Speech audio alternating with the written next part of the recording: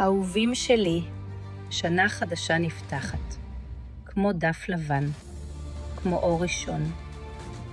אני מאחלת לנו למלא אותה בעשייה טובה, בהצלחות קטנות וגדולות וברגעים אנושיים שמחברים בינינו. השנה האחרונה לימדה אותנו כמה כוח יש בחיבוק של צוות. אתם הלב הפועם של כל מה שאנחנו עושים.